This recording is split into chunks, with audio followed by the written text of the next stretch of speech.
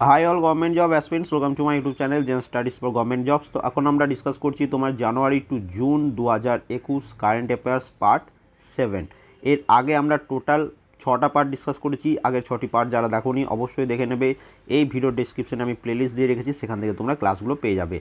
এখন আমরা শুরু করছি তোমাদের 7 নম্বর ক্লাস। তো সবার প্রথম প্রশ্ন দেখো কী দিয়েছে, যে মার্চ 2021-এ হিমাচলের বাকলোতে হয়ে যাওয়া ভারত আমেরিকার যৌথ সামরিক মহড়া বজ্রপ্রহার 2021-এ এটি কততম সংস্করণ ছিল? তো এটা আমরা কি অ্যান্সার করব? তো এখানে মনে রাখবে এখানে সঠিক অ্যান্সার হচ্ছে 11তম এটা সংস্করণ। এবার এখান থেকে দুটো প্রশ্ন আসবে। সবার প্রথম প্রশ্ন আসবে তোমাদের, বজ্রপ্রহার সামরিক মহড়াটি কোন দুটি দেশের মধ্যে হয়ে থাকে? তো এটা কাদের মধ্যে হয়ে থাকে? ভারত এবং আমেরিকার মধ্যে। এবং 2021 সালে যেটা হয়েছে সেটা হচ্ছে 11তম সংস্করণ। তাই দুটো প্রশ্ন তোমরা এখান থেকে জেনে গেলে। সেকেন্ড প্রশ্নে চলে আসি, দেখো কী বলেছে, কোন দেশ ISSF ওয়ার্ল্ড কাপ 2021-এ 30টি মেডেল নিয়ে শীর্ষস্থান অধিকার করেছে? তো মনে রাখবে ISSF ওয়ার্ল্ড কাপ 2021-এ 30টি মেডেল নিয়ে শীর্ষস্থান অধিকার করেছে আমাদের ভারতবর্ষ। ভারত টোটাল 30টা মেডেল জিতেছে। ওয়াইল্ড অ্যান্ড উইলফুল এই বইটি লেখককে? এটা 2021-এর বুকস অ্যান্ড অথার্সের মোস্ট ইম্পর্ট্যান্ট একটা বই, যেটা তোমার অথার হচ্ছেন Neha Sinha. Wild and wilful. তো 2021-এর বুকস অ্যান্ড অথার্স কিন্তু খুব ইম্পর্টেন্ট তোমাদের পরীক্ষার জন্য। এর পরবর্তী প্রশ্ন দেখো কী দিয়েছে, কোন রাজ্য তাদের পর্যটন বিভাগের প্রচারের জন্য দেখো আপনা প্রদেশ এই প্রকল্পটি চালু করেছে? তো এই প্রকল্পটি চালু করেছে অরুণাচল প্রদেশ। এই প্রকল্প রিলেটেড প্রশ্ন রেলের পরীক্ষায় প্রচুর আসে, তো সেটা একটু তোমরা যারা রেলের পরীক্ষার প্রিপারেশন নিচ্ছ অবশ্যই এগুলো কমপ্লিট করে রাখবে। নেম অফ দ্য ওমেন এই বইটির লেখককে? এটাও 2021-এর বুকস অ্যান্ড অথার্স। তো নেম অফ দ্য ওমেন এই বইটির লেখক হচ্ছেন জিৎ থাইল। এরপরে মোস্ট ইম্পর্টেন্ট প্রশ্ন, যেটা এবছরে প্রত্যেক পরীক্ষাতেই তোমরা দেখতে পাবে, 51তম দাদাসাহেব ফালকে পুরস্কারে ভূষিত হলেন কে? বা 51তম দাদাসাহেব ফালকে পুরস্কার কাকে দেওয়া হয়েছে? তো 51তম দাদাসাহেব ফালকে এই পুরস্কারটি দেওয়া হয়েছে রজনীকান্তকে। মোস্ট ইম্পর্টেন্ট এই বছরের পরীক্ষার জন্য। পরবর্তী প্রশ্নে চলে আসি, ইন্টারন্যাশনাল স্পেস স্টেশন একটি নতুন প্রজাতির ব্যাকটেরিয়াকে কোন ভারতীয় বিজ্ঞানীর নামে নামাঙ্কিত করেছে? তো মনে রাখবে যার নামে নামাঙ্কিত করা হয়েছেন তিনি হচ্ছেন সাইদ আজমল খান। তো তিনি একজন সায়েন্টিস্ট, তো তার নামে এই ব্যাকটেরিয়াটির নামকরণ করা হয়েছে। ONGCর চেয়ারম্যান এবং ম্যানেজিং ডাইরেক্টর নিযুক্ত হলেন কে? এটা 2021-এর অ্যাপয়েন্টমেন্ট, তো মোস্ট ইম্পর্টেন্ট। তো মনে রাখবে ONGCর নতুন চেয়ারম্যান এবং ম্যানেজিং ডাইরেক্টর নিযুক্ত হলেন সুভাষ কুমার। এরপর চলে আসি অ্যাওয়ার্ডস অ্যান্ড অনার্সে। সরস্বতী সম্মান 2020-তে ভূষিত হলেন কে? একদম স্টারমার্ক প্রশ্ন এই বছরের পরীক্ষায় আসার জন্য। তো সরস্বতী সম্মান 2020-তে ভূষিত হয়েছেন শরণ কুমার লিম্বালে। তার সনাতন নামক এই নোবেলটির জন্য তাকে এই সরস্বতী সম্মান পুরস্কারটি দেওয়া হয়েছে 2020। এরপর দেখো হোয়াটসঅ্যাপ উইথ মি এই বইটির লেখককে? তো এই বইটির লেখক হচ্ছেন টিস্কা চোপড়া। নেক্সট চলে আসি 2021 সালের শান্তির অগ্রসেনা নামক বহুদেশীয় সামরিক মহড়ার আয়োজক করেছে কোন দেশ? মানে কোন দেশ এটা হোস্ট করছে? তো 2021 সালের শান্তির অগ্রসেনা নামক বহুদেশীয় সামরিক মহড়াটি হোস্ট করছে বাংলাদেশ। নেক্সট চলে আসি পরবর্তী প্রশ্ন, খুব ইম্পর্টেন্ট প্রশ্ন, গ্লোবাল জেন্ডার গ্যাপ ইন্ডেক্স 2021-এ ভারতের র্যাঙ্ক কত? দেখো র্যাঙ্কিং ইন্ডেক্সের একটা PDF দেওয়া আছে টেলিগ্রামে, ওইটা পুরোটা কমপ্লিট করে রাখবে। বিশেষ করে 2021-এর র্যাঙ্কিংগুলো, সেখান থেকেই একটা প্রশ্ন তোমরা পরীক্ষায় পেয়ে যাবে। তো এখানে র্যাঙ্ক হচ্ছে গ্লোবাল জেন্ডার গ্যাপ ইন্ডেক্স 2021-এ ভারতের র্যাঙ্ক হচ্ছে 140তম।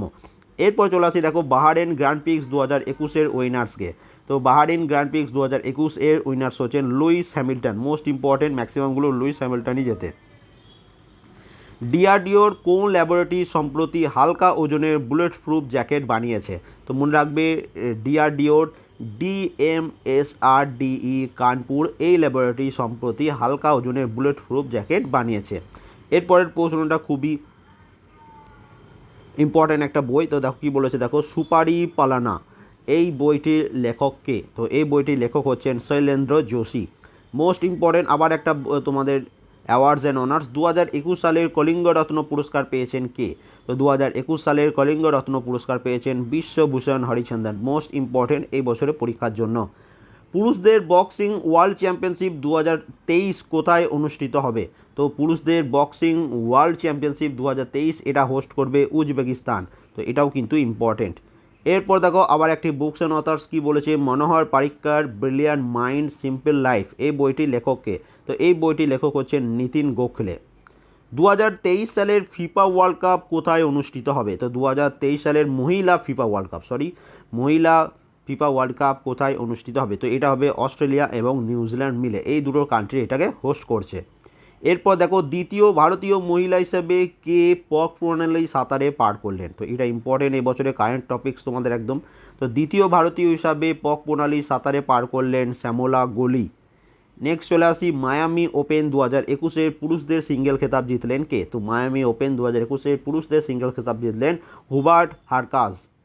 এবং তার সাথে এটার সাথেও এটাও মনে রাখবে যে ওমেন্স টাইটেল মায়ামি ওপেন 2021 এটা জিতেছেন অ্যাশলে বার্টি। তো এই দুটো কিন্তু এবছর পরীক্ষার জন্য ইম্পর্টেন্ট। এরপর দেখো agriculture in India contemporary challenges, বইটির লেখক কে, তো এই বইটির লেখক হচ্ছেন মোহন কান্দা। নেক্সট চলে আসি 23rd নম্বর কারেন্ট অ্যাফেয়ার্সে কী বলেছে দেখো, 17তম বিমস্টেক মিনিস্ট্রিয়াল মিটিং কোথায় আয়োজিত হয়েছে, তো 17তম বিমস্টেক মিনিস্ট্রিয়াল মিটিং এটা আয়োজিত হয়েছে রাশিয়াতে। নেক্সট চলে আসি কোন দেশ 2021-এর দুবাই প্যারা ব্যাডমিন্টন প্রতিযোগিতায় সর্বাধিক মেডেল জিতেছে, কোন দেশ 2021-এর দুবাই প্যারা ব্যাডমিন্টন প্রতিযোগিতায় সর্বাধিক মেডেল জিতেছে, তো এখানেও কিন্তু ভারত সর্বাধিক মেডেল জিতেছে। বৈজ্ঞানিক গবেষণার জন্য 30তম জিডি বিড়লা পুরস্কার পেলেন কে, দেখো এটাও কিন্তু একটা অ্যাওয়ার্ডস অ্যান্ড অনার্স। তো 30তম জিডি বিড়লা পুরস্কার পেয়েছেন সুমনা চক্রবর্তী। উড়িষ্যা ইতিহাস বইটি হিন্দিতে অনুবাদ প্রকাশ করলেন প্রধানমন্ত্রী নরেন্দ্র মোদী। তো এই বইটির লেখক কে, তো উড়িষ্যা ইতিহাস এই বইটির হিন্দি অনুবাদ প্রকাশ করলেন প্রধানমন্ত্রী নরেন্দ্র মোদী এবং এই বইটির লেখক মনে রাখবে হরে কৃষ্ণ মাহাতাব। ভিভো কোম্পানির ব্র্যান্ড অ্যাম্বাসেডার নিয়োগ হলেন কে, এটা রেলের পরীক্ষার জন্য খুব ইম্পর্টেন্ট। তো বিরাট কোহলি তিনি ভিভো কোম্পানির ব্র্যান্ড অ্যাম্বাসেডার নিযুক্ত হয়েছেন। এসআইডিবিআইয়ের মানে এই ব্যাংকটির নতুন চেয়ারম্যান এবং ম্যানেজিং ডাইরেক্টর বা সিএমডি কে নিযুক্ত হলেন, চেয়ারম্যান এবং ম্যানেজিং ডাইরেক্টর। তো এসআইডিবিআই এই ব্যাংকের নতুন সিএমডি নিযুক্ত হলেন শিব সুব্রমণিয়াম রমন, এটা একদম লেটেস্ট অ্যাপয়েন্টমেন্ট, তো মোস্ট ইম্পর্টেন্ট। এরপর দেখো এই বইটি কি বলেছে, নীলিমণি মাই মাদার মাই হিরো এই বইটির লেখককে, তো এই বইটির লেখক হচ্ছেন ডক্টর অচ্যুত সামন্ত। নেক্সট চলে আসি ছত্তিশগড় বীরনি সম্মানে ভূষিত হলেন কে, তো ছত্তিশগড় বীরনি এই সম্মানে ভূষিত হলেন দ্যুতি চাঁদ, এটাও কিন্তু মোস্ট ইম্পর্টেন্ট। এবং তোমাদের আজকের হোমওয়ার্ক, দ্যুতি চাঁদ তিনি কোন স্পোর্টসের সাথে যুক্ত, প্রত্যেকে কমেন্ট করে জানাবে যারা যারা এতদূর পর্যন্ত ভিডিওটা দেখেছো।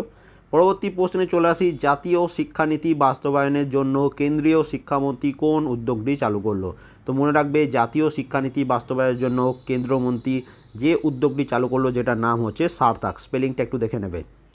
প্রধানমন্ত্রী মুদ্রা যোজনাতে মহিলা উদ্যোগপতিদের কত শতাংশ লোন দেয়, তো এখানে দেওয়া হয় 68% লোন। 7ই এপ্রিল 2021-এ পণ্ডিত রবিশঙ্করের 101তম জন্মবার্ষিকী পালিত হলো, তো তিনি কোন বাদ্যযন্ত্রের বিশারদ ছিলেন, তো তিনি ছিলেন সিতার বা সেতার বাদ্যযন্ত্রের সাথে সম্পর্কিত। নেক্সট চলে আসি দেখো পরবর্তী কারেন্ট অ্যাফেয়ার্স কী রয়েছে। সম্প্রতি খবরে থাকা অংশু মালিক এবং সোনাম মল্লিক কোন খেলার সাথে যুক্ত, তো অংশু মালিক এবং সোনাম মল্লিক এরা দুজনা কুস্তি স্পোর্টসের সাথে যুক্ত। পাঞ্জাব সরকার কাকে তাদের করোনা ভ্যাকসিনের জন্য ব্র্যান্ড অ্যাম্বাসেডার নির্বাচিত করলেন, তো পাঞ্জাব সরকার সোনু সুদকে করোনা ভ্যাকসিনের জন্য ব্র্যান্ড অ্যাম্বাসেডার নিযুক্ত করেছেন। কোন ভারতীয় মার্কিন নাবালিকা সম্প্রতি 105 মিনিটে 36টি বই পড়ার রেকর্ড করলেন, তো তার নাম হচ্ছে কিয়ারা কর। পরবর্তী প্রশ্ন, ভারতের নতুন চিফ ইলেকশন কমিশনার কে নিযুক্ত হলেন, এটা এই বছরের প্রত্যেক পরীক্ষায় তোমরা দেখতে পাবে। তো মনে রাখবে বর্তমানে নতুন চিফ ইলেকশন কমিশনার হচ্ছেন মুখ্য নির্বাচন কমিশনার হচ্ছেন সুশীল চন্দ্র, এটা একদম মুখস্থ করে রাখবে। Night of the order of arts and letters এটা হচ্ছে ফ্রান্সের দ্বিতীয় সর্বোচ্চ নাগরিক সম্মান, তো এটা কাকে দেওয়া হলো সম্প্রতি, তো এটা দেওয়া হয়েছে গুনিত মোঙ্গাকে। 74তম বাফটা পুরস্কারে সেরা চলচ্চিত্র খেতাব কে পেলেন, কয়েকদিন আগেও আমি তোমাদের এটা পড়িয়েছিলাম। তো 74তম বাফটা পুরস্কারে সেরা চলচ্চিত্রের খেতাব পেল Nomadland. Nomadland এই সিনেমাটি হচ্ছে বেস্ট পিকচার। এবার দেখো মানে বেস্ট ফিল্ম। এবার দেখো আরও কিছু তোমার ডিটেলস দিয়ে দিচ্ছি যেটা তোমাদের বাফটা অ্যাওয়ার্ড থেকে আসতে পারে। বেস্ট ফিল্ম হচ্ছে Nomadland, best animation film হচ্ছে সোল, বেস্ট ডাইরেক্টর হচ্ছেন Chloe Zhao Nomadland সিনেমার জন্য, বেস্ট অ্যাক্ট্রেস হচ্ছেন ফ্রান্সিস ম্যাকডোরমান্ড, তিনি এই নো ম্যান ল্যান্ড সিনেমার জন্যই বেস্ট অ্যাক্ট্রেসের অ্যাওয়ার্ড পেয়েছেন, এবং বেস্ট অ্যাক্টরের অ্যাওয়ার্ড পেয়েছেন অ্যান্থনি হপকিন্স দ্য ফাদার সিনেমার জন্য। অরুণাচল প্রদেশের থেরাভাড়া বৌদ্ধরা সাংকেন উৎসব পালন করে, এটি কিসের উৎসব, তো এটা মনে রাখবে এটা হচ্ছে জলের উৎসব। পরবর্তী প্রশ্নে চলে আসি, গুলিরাম লাসো তিনি কোন দেশের রাষ্ট্রপতি নিযুক্ত হলেন? মানে এটা লেটেস্ট অ্যাপয়েন্টমেন্ট, বিভিন্ন যে দেশগুলোর নতুন যে প্রধানমন্ত্রী বা রাষ্ট্রপতি যে অ্যাপয়েন্ট হচ্ছে রিসেন্টলি সেইগুলোর থেকে প্রশ্ন। তো গুলিরাম লাসো তিনি কোন দেশের রাষ্ট্রপতি নির্বাচিত হলেন? তো তিনি ইকুয়েডরের রাষ্ট্রপতি নির্বাচিত হলেন। সম্প্রতি গত হওয়া বলবীর সিং জুনিয়র তিনি কোন খেলার সাথে যুক্ত? তো তিনি রিসেন্টলি মারা গেছেন, তো তিনি হকি স্পোর্টসের সাথে যুক্ত। খুব ইম্পর্টেন্ট, দেখো রিসেন্টলি মারা যাচ্ছেন, সেখান থেকেও কিন্তু অনেকগুলো পরীক্ষায় প্রশ্ন আসছে। বিগত 6 বছরে চতুর্থবারের জন্য স্যার রিচার্ড হেডলি মেডেলে ভূষিত হলেন কে? তো এটা হলেন কেন উইলিয়ামসন, নিউজিল্যান্ডের ক্যাপ্টেন। এবং আজকে লাস্ট প্রশ্ন, 22তম লরিয়াস ওয়ার্ল্ড স্পোর্টস অ্যাওয়ার্ড কোথায় অনুষ্ঠিত হবে? তো 22তম লরিয়াস ওয়ার্ল্ড স্পোর্টস অ্যাওয়ার্ড এটা অনুষ্ঠিত হবে সেভাইলে। তো এই ছিল টোটাল 44 কোশ্চেন আজকের এই ক্লাসে। ভিডিওটা ভালো লাগলে একটা লাইক করে দিতে পারো, চ্যানেলে নতুন হয়ে থাকলে সাবস্ক্রাইব করে নেবে, ভিডিওটা বন্ধুর সাথে অবশ্যই একটু শেয়ার করে দেবে। এবং এই কারেন্ট অ্যাফেয়ার্সের পিডিএফগুলো, আগের ক্লাসগুলো যারা পিডিএফ এখনও ডাউনলোড করোনি, টেলিগ্রামে আমি মার্চ মাস পর্যন্ত তোমাদের কারেন্ট অ্যাফেয়ার্স দিয়েছি। আজকের ক্লাস এবং কালকার একটা ক্লাস হবে, তাহলে এপ্রিল মান্থের পুরো কারেন্ট অ্যাফেয়ার্স আমাদের কমপ্লিট হয়ে যাবে। তারপরে এই এপ্রিল মান্থের কারেন্ট অ্যাফেয়ার্স আমি টেলিগ্রামে পিডিএফটা পোস্ট করে দেবো, তো অবশ্যই টেলিগ্রামে যুক্ত থেকো।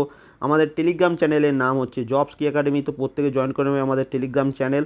ওকে, এই ভিডিও ডেসক্রিপশনে আমি লিঙ্কও দিয়ে রেখেছি জবস কি একাডেমি, এবং আমাদের এই YouTube channel general studies for government jobs.